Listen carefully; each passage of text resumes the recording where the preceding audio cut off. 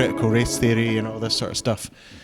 And I speak to my dad about it, and my dad is a, dyed-in-the-wool Marxist from the 60s and 70s, and he doesn't see how any of this could have come out of Marxist theory. Mm-hmm. So I just wondered what your thoughts were on that, and whether there is a link, or whether it's something that people that want to make a point, especially in American politics, just throw as a sort of buzzword to try and get some traction. And yeah. Okay. Yeah. Well, I'll be honest, I'm having a very similar conversation with people in my life. These have been difficult conversations. I think people interact with Marxism on different levels, because there are different. You can approach Marxism in a purely practical way.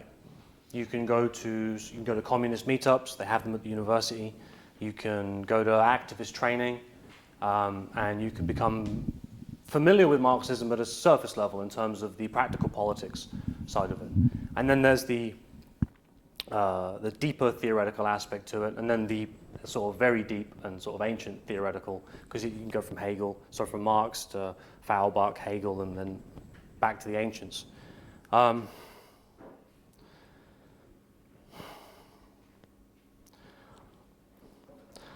think the connection has been recognized by opponents and proponents of Marxists. That I've read plenty of, well, not plenty, but I've read enough left-wing material and people who are talking about the critical turn, or are talking about how we bring about cultural change, how we use education to change the world, and they are not coy at all in the slightest about identifying themselves as having a Marxist origin. So while I'm sure some people do just throw these terms around because it gains them political traction, it's it's popular, it's what people are doing. I think the best thing that we can do is, as I tried to stress during this, is to just try and understand the environment that we're in, both theoretically and and practically. And it is not made easy, because there is an immense body of literature. These guys they've been doing this for 60, 70 years at least. If you go on Google Scholar, type in critical theory, type in critical pedagogy, type in critical race theory, millions of documents, millions of books. Well, documents and books come up. I agree. Some people can just bandy it around because it's popular and it gets them clicks or likes, and they might not necessarily understand the link that they're describing when they're throwing this term around. I personally think the link is, well, they say it. They tell you.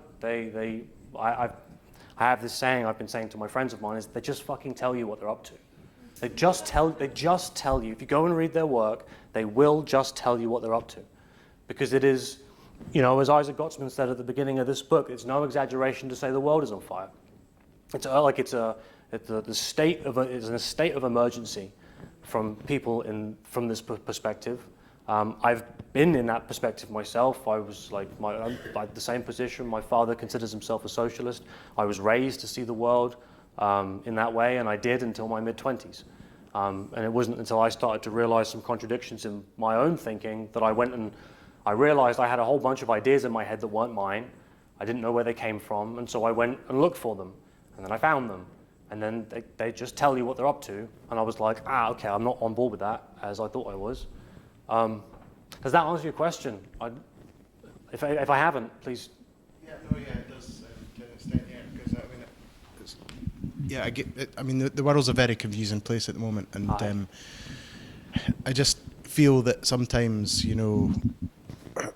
as I say, words are thrown about, and people don't really understand the connection with what they're actually trying to get across. I mean, you hear American politicians throwing Marxism and socialism and communism and radical left about all the time, and it's like, well, you're describing the Democratic Party, of America, and they're not far left. They're not radical left. They're not Marxist. They're not communist. You know, it's absolutely absurd to describe them in that way. So, Okay. you know, Well, I think in part what has happened is that, and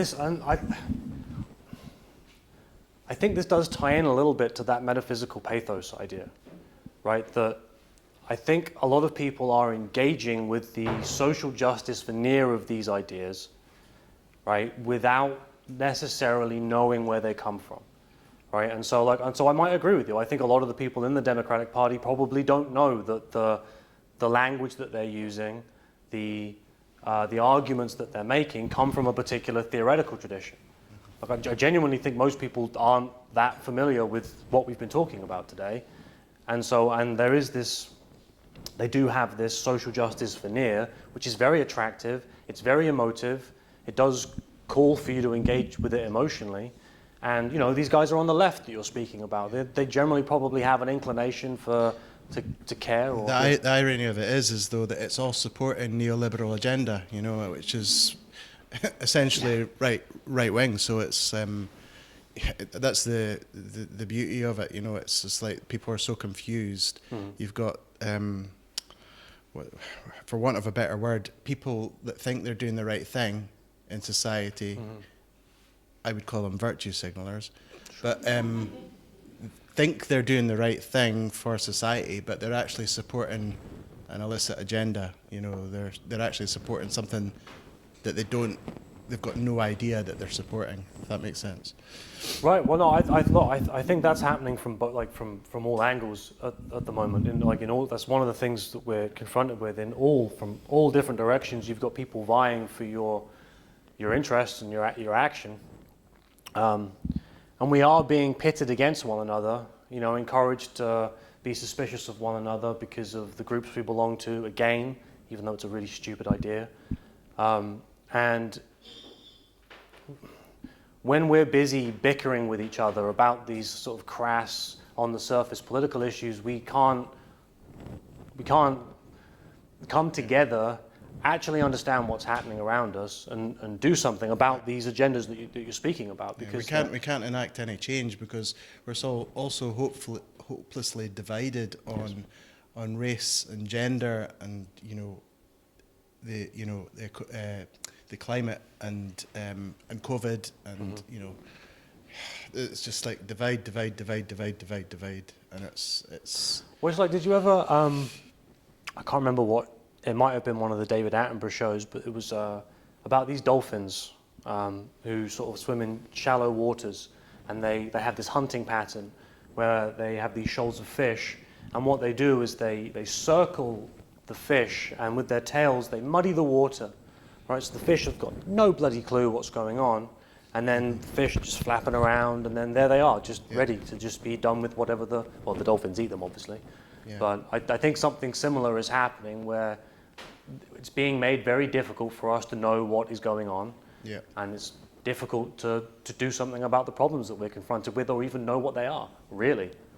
We've all got so much in common, but we've been artificially divided by faux political arguments. You know, it's like that. Yeah, I agree. Completely agree with you, Bob. Yeah. I don't know. I don't have a solution to that, I'm afraid. But thank you, Matthew. I want to ask you about critical theory.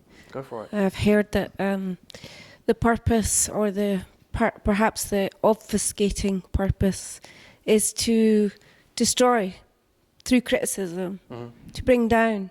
Yes. That was kind of the Frankfurt School, and what you presented tonight.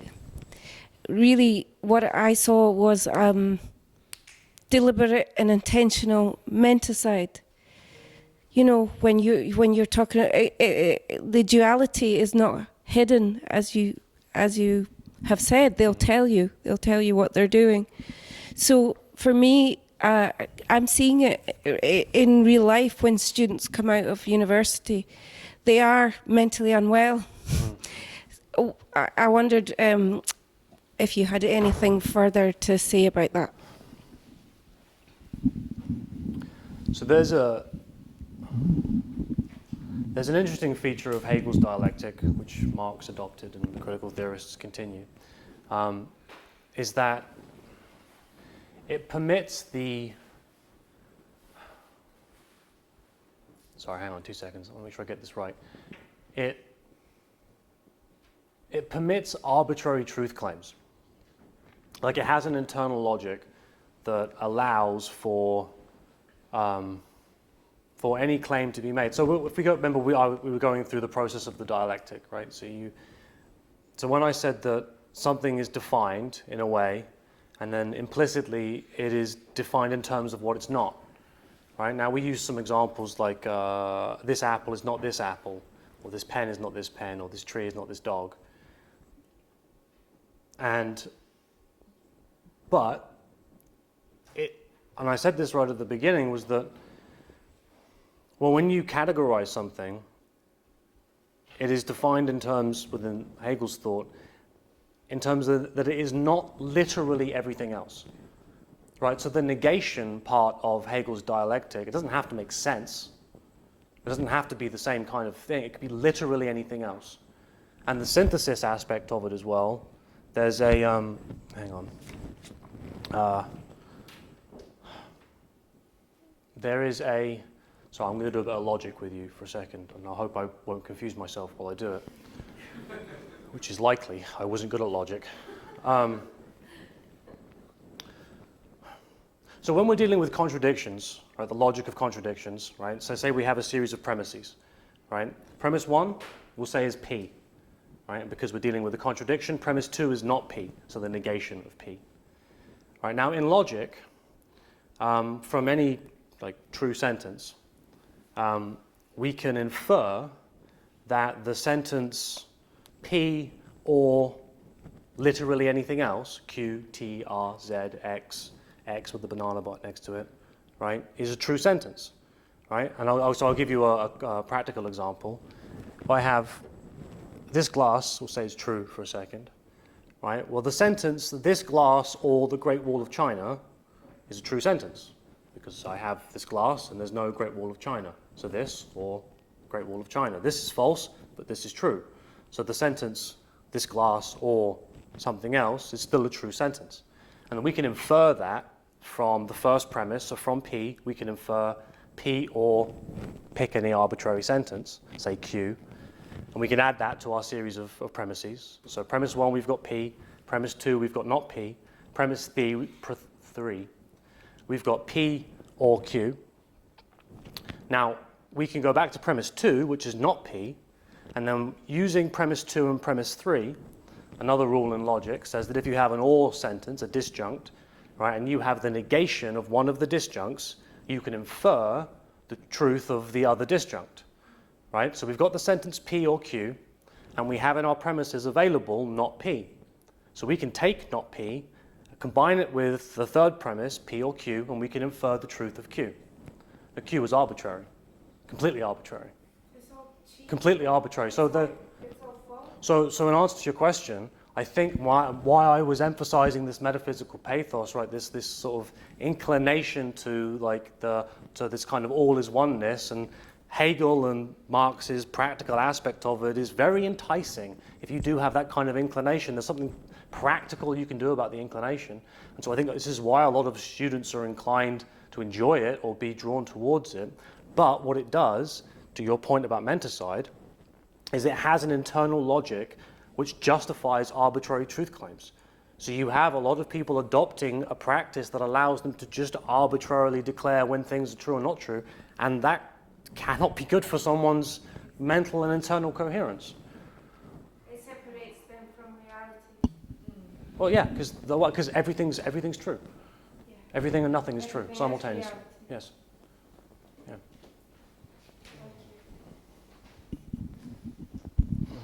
Thank you, Matthew. It was very thrilling to hear a talk with such dense intellectual content. It was, I think there's something missing from a public discourse with this type of thing. And so I was thrilled to sit and listen to that. The other thing, just an observation before my question, you must feel like going to work with a flamethrower. Just some of these crazy ideas going around, like I don't know. I'm saving up. Yeah. Anyway, I've written it down so I don't get mixed up. I'm just thinking, are there any examples where critical theory has been successful in achieving its ambitions, either in its own terms or more especially where critics have been forced to concede, you know, these ideas that you've applied, they've actually made things better, our curriculum's better, our students are more informed, and everyone's happy? Are there any examples from anywhere in the world? I'm thinking possibly from the US, where it seems further, but any that you know of? Thank you. Is that no? No, that's a good question. That's a good question.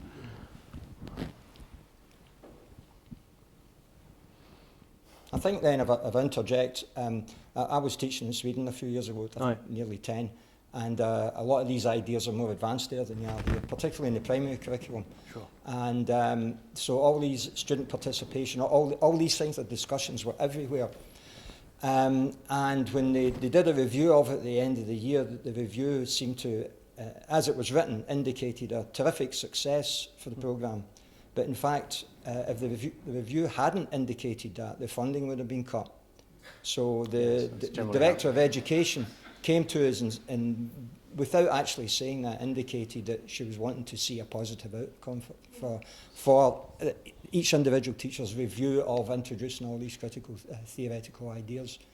And if you were critical of them, the funding to the school from the local authority would have been cut. So you really had to say, oh, they're really working really well, the students are engaged and motivated, you know, they can't wait to discuss this thing. In fact, the opposite was the case.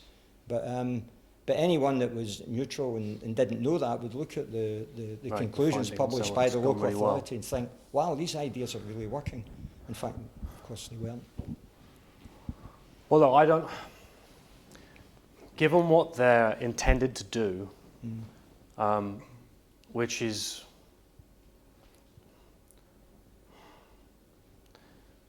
now they do genuinely. I'm convinced that they genuinely believe that what they are doing is actually for the good, right? That they believe that the steps that they have to take to subvert, dismantle school infrastructure, and to bring about this kind of change. It's like the ends justify the means kind of reasoning. And so I don't have an answer to your question as do I know of any success stories, because, well,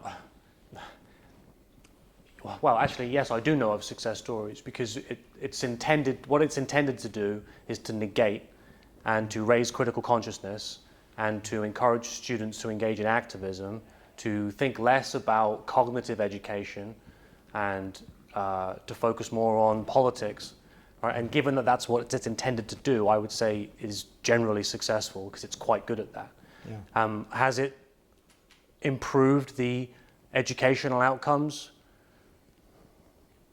Well, it's not trying to, because the educational outcomes that you're referring to, I assume, correct me if I'm wrong, they would say is the traditional bourgeois oppressive concepts of what it is to attain an education, and they want to move beyond that, right? So your idea of being competent in mathematics, being competent in English, being able to critically think in the traditional sense, these are all concepts that are embedded within the social and historical context of patriarchy, white supremacy, capitalism, pick a thing, and again, they are quite clear that they're opposed to that, and they wish to move beyond them. There's this concept. There was a paper written, I can't remember who wrote it. It's called The Vacuity of Postmodern Arguments. And one of the rhetorical tactics that they use is this thing called a Mott and Bailey rhetorical device. So in sort of feudal times, in Monty Python's Holy Grail, with the peasants, there's that big castle and off in the background, right? That would be like a Mott, right? So it's a big, tall castle. It's dank, it's horrible, but it's really it's very defensible, right? The Bailey is the plot of land where you're stacking mud into a little basket, or you're selling your wares, or you're growing your food, or whatever it is. That's where you want to be. You want to be in the Bailey, but it's not very defensible. If the marauders come or someone comes to attack your castle, It's very indefensible there because you're open. They can flank you or whatever. But you can retreat to the motte and you can defend yourself there until everyone buggers off, and then you get to go out back into the bailey. So this applied to critical theory is that they would often say, and in their arguments, as we saw, they would say things like, well, we're seeking more inclusive, more social emotional education. We want students to be gritty. We want them to have resilience. We want them to have critical thinking, right? And these are very defensible propositions. If you just said these to people, just run-of-the-mill conversation, you'd be like, yeah, okay, fine, not a problem. That sounds like something relatively reasonable. But again, as Isaac Gottsman has pointed out, they mean different things when they use the same words that you use.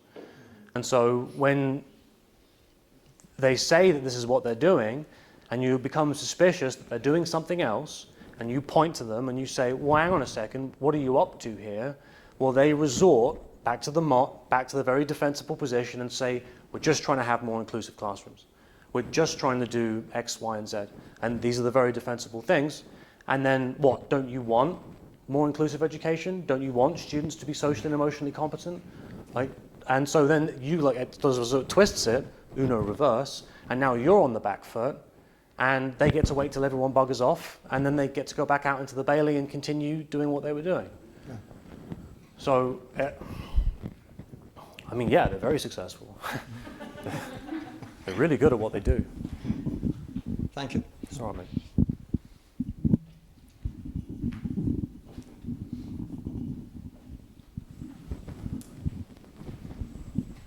Yo. Hey, bud. Yeah, I thought that was a great talk. Really enjoyed that. Appreciate it. I was thinking about what you were saying about dialectics, and this is a means to kind of social control, and something being defined like being and then not being. And I was reminded. Are you familiar with terror management theory from Sheldon Solomon or Ernest Becker, denial of death, any of this kind of stuff? All right. So the basic premise in this, as I understand it, was that culture provides a sort of role that one plays, and then by committing to this role in the abstract, you disidentify, I suppose, with your meat and your bones. Mm-hmm. So because you're identifying the abstract with a role, whatever that might be, like a teacher or an accountant or whatever the culturally approved role is, by buying into that identity template, you find the ever-present So your awareness of mortality, which is always there, is apparently inhibited by the kind of zeal with which you jump into this abstract role that culture provides for you. As that's the best I can explain it, I think, that's briefly. But it reminded me of what you're talking about with the dialectic, with something being defined by what it is and what it isn't, or it's kind of opposite, or whatever. And so within that, what was really interesting was that when they started to look at empirical studies around this with Sheldon Solomon. In the early noughties, I think it was, they managed to find a way to find that. So they were doing. I'm sorry, I didn't realize this was going to be such a long question as I asked it. But so they were doing these tests on thousands of students, where they would have them come into this room and answer questions every week, and they would gauge their general xenophobia and their aversion to difference. And then when they were in the room, they would subtly have a kind of skeleton there or something like that, try and remind them of death on a subtle way. And that what they were trying to do essentially was trying to figure out if there's a connection between our fear of death and xenophobia and having an aversion to difference. I've realized as I've started rambling into this, I'm not exactly sure where this question is going, but I wondered pretty much where with the kind of dialectical means of social control in mind for navigating culture long term, mm-hmm. and how that kind of affects us individually and as a group, what do you think is sort of a means for how would you see critical consciousness manifesting in its optimum, I suppose is what I'm asking. Something outside of dialectics, something that's if there is such a thing, I don't know. So how critical theory is manifesting in. So you were talking at one point about 3 different definitions for like critical, Yes. like in the papers. With like the third one, which I took to be your like optimum definition for critical consciousness or consensus. Like how would you kind of see that manifesting? What do you think is the key to avoiding these like dialectic tricks or traps that they set in the abstract? I would say understanding it. Yeah, I guess recognizing when it's happening, which is really hard to do. Because it's not easy to know when you're in a dialectical game that somebody else is playing, right? That's really hard to do, right? Like to especially when there's this, like with the Mott and Bailey thing, where there's this veneer of defensible propositions that someone's putting forward to you. It's kind of like you're in if you're in like a manipulative or abusive relationship, right? And you've got someone who's like sort of subtly poisoning your food, or like I don't know, like slowly scalpeling the bottom of your shoes off so you walk funny, or I don't know, any number of things that someone could be doing to make your life slightly worse. That was an odd example, wasn't it? And then you like you say, well, look, all this weird stuff's happening, and you seem to be the common denominator. And then they're like, well, I love you. I'm in a relationship with you. How dare you accuse me of doing all these horrible things to you? And it's like it's difficult to know the intentions of someone else when they're playing a game that you don't know you're in. You don't know you're involved in the game, and it's happening around you. Well, the best thing to do in an abusive relationship is to call out the dynamic. Right? It's to call them out for what they're doing, right? Not say, I think, like, no, hang on a second, I think you're manipulating me, I think you're lying, right, to defer my attention from what you're doing, and I think it's harmful, and I'd like you to stop. And that doesn't really work, but yeah, I haven't really answered your question. No worries.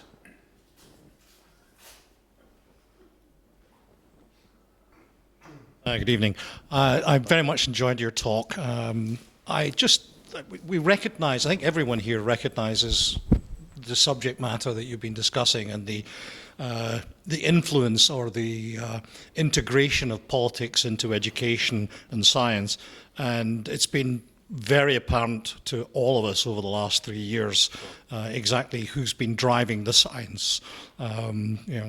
Some have even claimed to be the science, as we all have heard. It's really funny. The word Fauci was in my head.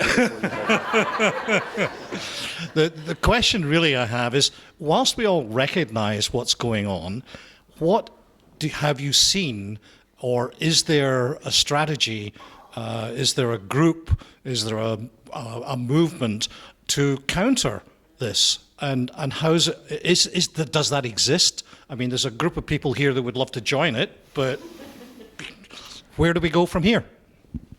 Yeah, well, I mean, yes is the answer. There are people pushing back against this. There's people like Christopher Rufo. There are the guys who I pointed to, like the Grievance Studies Affairs, like James Lindsay's. I think he's been ridiculously influential in raising awareness, and like the thing I just mentioned there, naming the dynamic. Right, that was a piece of advice from him about, because he's been analyzing this, reading it, understanding it, and strategizing about it as well. Helen Pluckrose, the woman in the middle, she's what was it called? She set up a website. I can't remember it, but it was essentially, it provided a series of resources for corporations to. One, to sort of educational videos explaining like implicit bias or like white privilege or whatever, these concepts, and then providing them with sort of alternative mechanisms, alternative approaches and systems to use, rather than the ones that are being put forward by the critical theorists. Like these are the most fancy ones that do the best. And so, well, actually, no, there's alternatives. A young lady called Chloe Valdery. She has what she calls the theory of enchantment. She's it is essentially it's an equivalent, not an equivalent, sorry, it's an alternative to like a diversity, equity, and inclusion program, but one that focuses, like one of her core principles is you treat people like human beings and you don't treat them like political abstractions, which is like immediately counter to the EDI that we find present in a lot of our institutions, where you're encouraged to see people as political abstractions and not as human beings. And so, like, yeah, like there are like Chris Rufo, another American guy. I don't know of any like sort of big groups, sort of like, you know, that meet up and do it. They all seem to be outnumbered, though, and they never rise through the ranks because they are obviously not going to achieve any.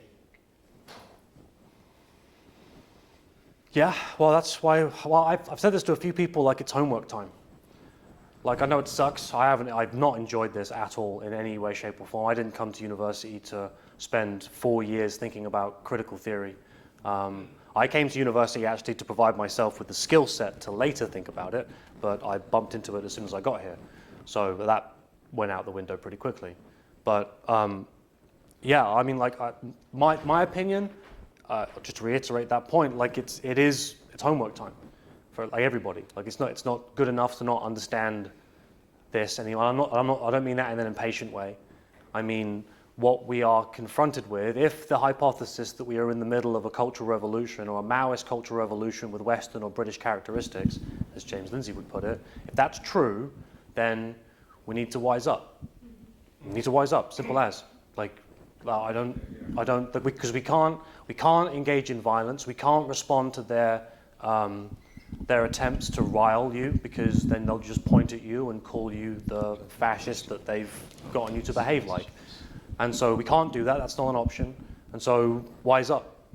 Beat them at their own game, because this dialectic is, well, actually, I'll be very careful before I say this next bit. I learned recently that Adolf Hitler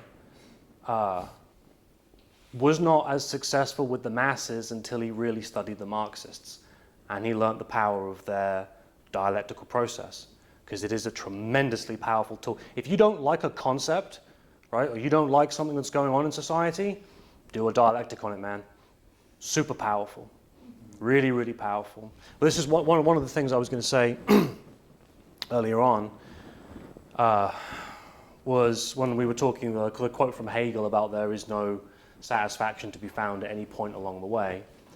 The University of Edinburgh has a group of academics called Edinburgh Academics for Academic Freedom. Oh, another answer to your question, these kinds of groups. They're pushing back against those kinds of things because they're responding to the infringements of academic freedom by these kinds of ideologies. And so Academics for Academic Freedom would be a good group to look up. But the Edinburgh branch, back in December, they tried to host a screening of a movie called Adult Human Female. It was protested and cancelled.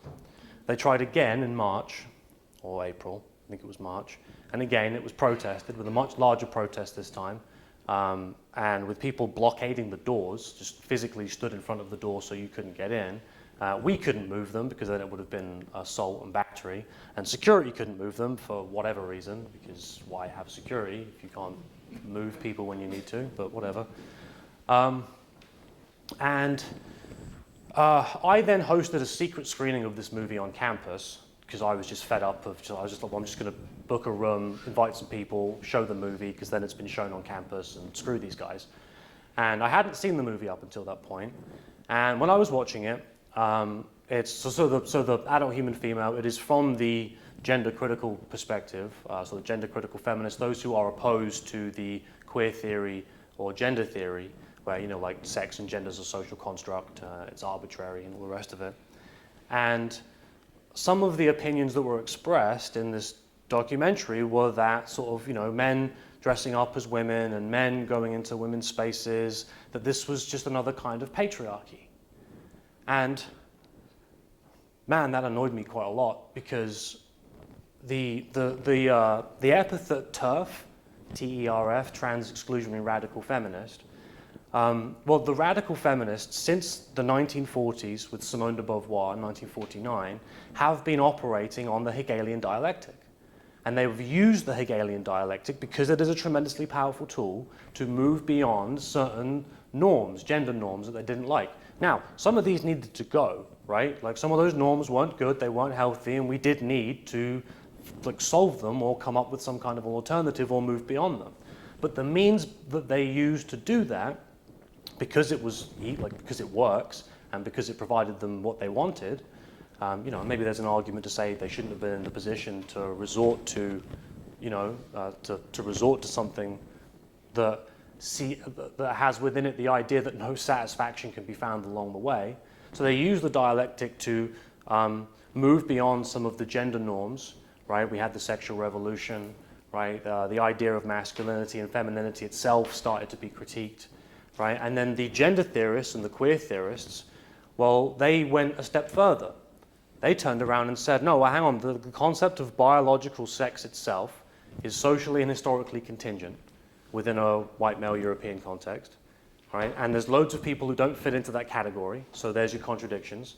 And so we have to move beyond the concept of sex, biological sex. And then the gender critical feminists, some of whom are lesbians, they say that, not me, that's why I'm saying it. Well, like, no, hang on a second. No, you can't dispense with the concept of sex. We need that. I identify as a woman. Sex is an important concept for identifying as a woman and identifying as a lesbian. It's just same-sex attracted, right? So when the queer theorists were like, well, this has got to go, and the gender critical feminists were like, no, we're going to put our foot down on this concept, the queer theorists were like, I think you misunderstood the game we were playing. There is no satisfaction to be found at any point along the way, and we are moving beyond these concepts. And they were turned on. That's why they get treated so horrendously. And they do get treated horrendously. Shireen Benjamin has a really hard time of it, She's been ill a few times, I think. I don't mean to speak about publicly, but I'm friendly with her, and like she does have a hard time. She gets abused. She gets verbally abused. Some of the things that we've seen in emails have been really, really horrible. Really horrible. And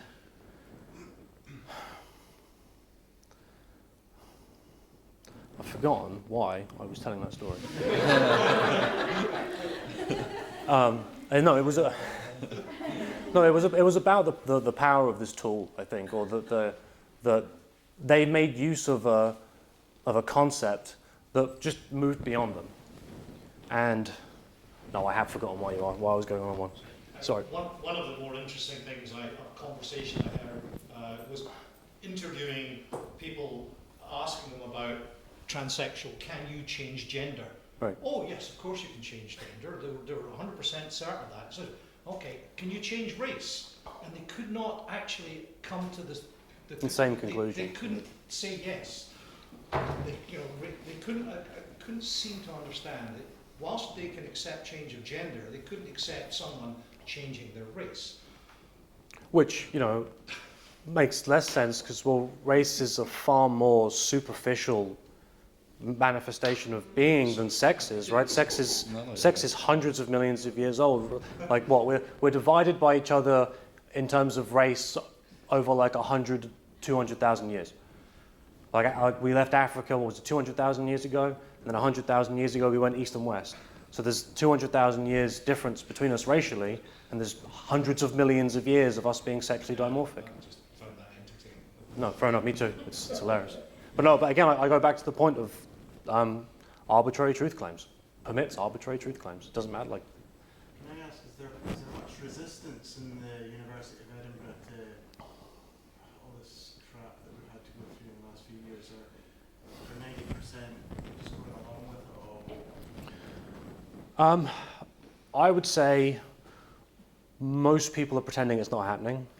I speak to a lot of people who are kind of aware of it and are just going about their day as if it wasn't, even though if you bring it up, they're like, oh yeah, that thing. It's like, oh yeah, that thing.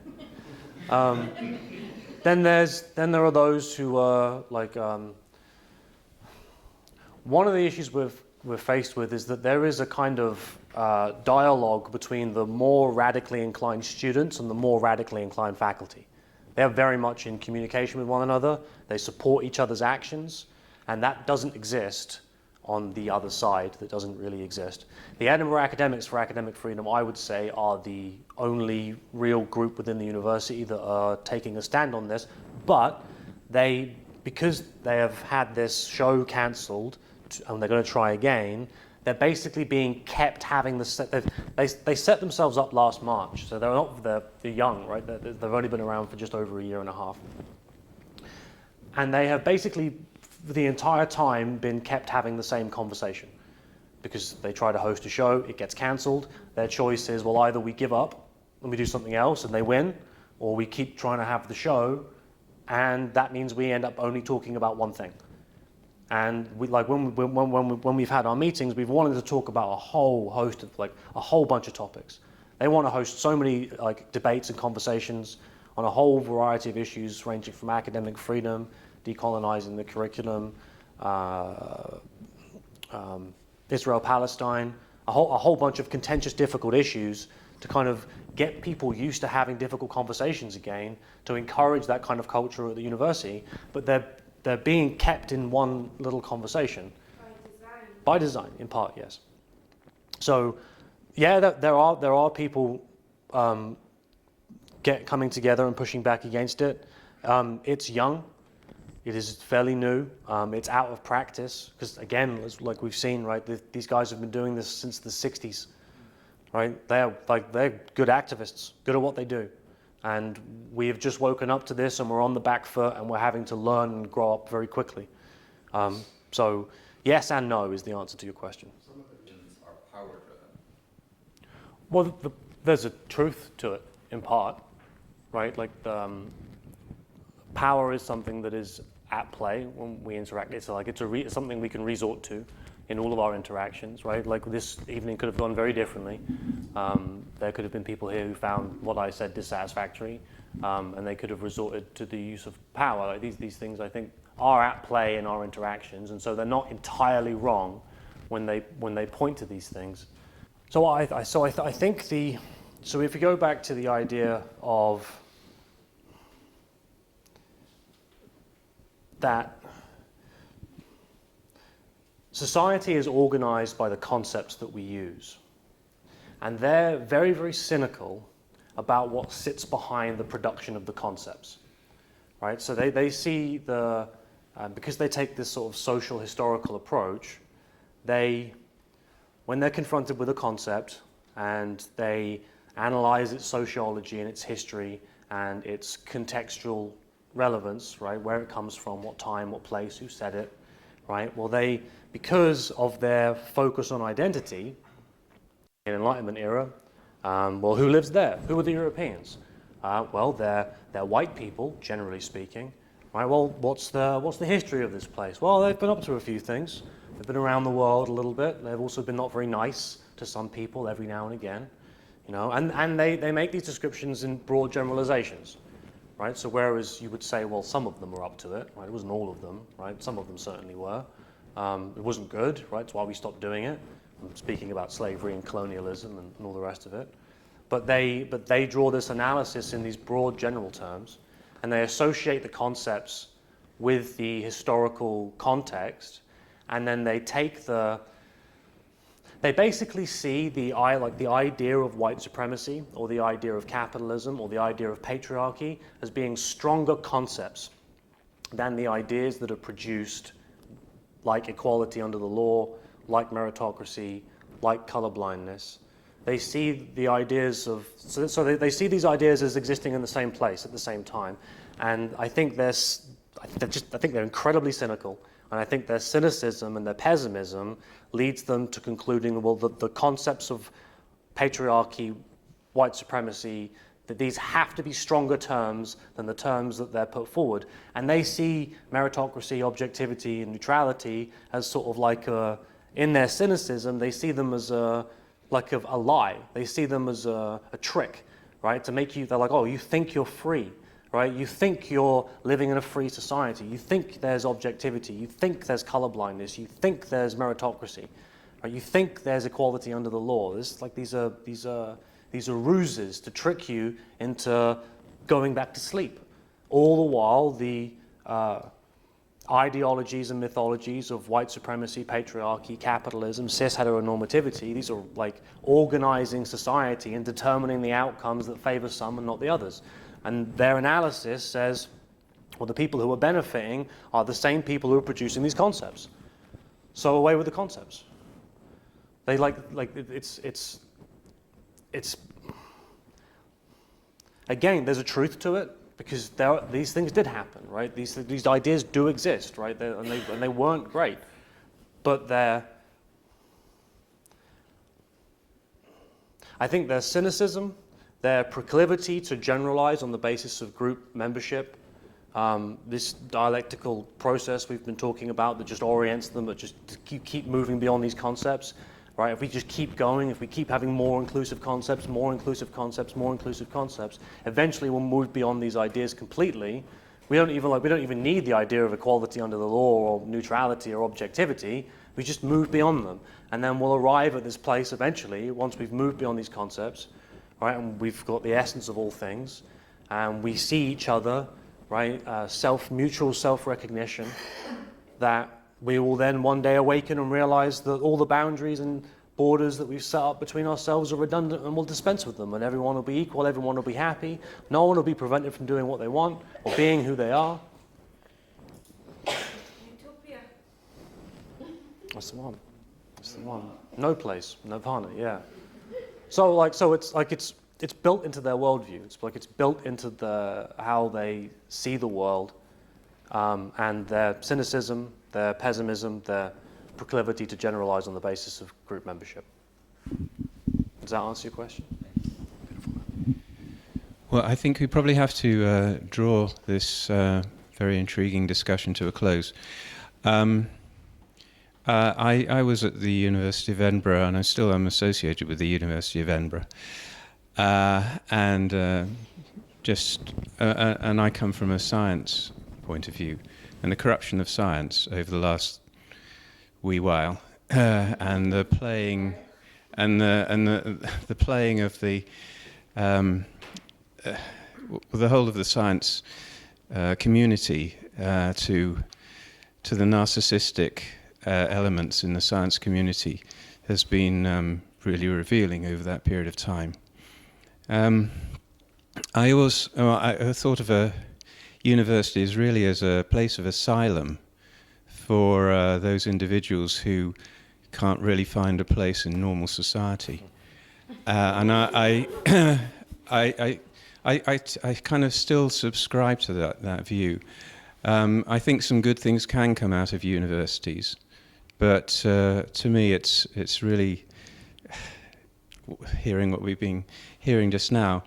The influence of the universities is just kind of corrosive on society at the moment, and I'm really pleased that we've had such a erudite assessment of what's going on, and I hope that we can put these things into words that people can really understand, because I think that's the problem. Is it's so difficult to relate to normal people about what's going on, and I think we need simple ways of pointing it out. And I think most people who haven't been to university see through all of this rubbish, and it's those who are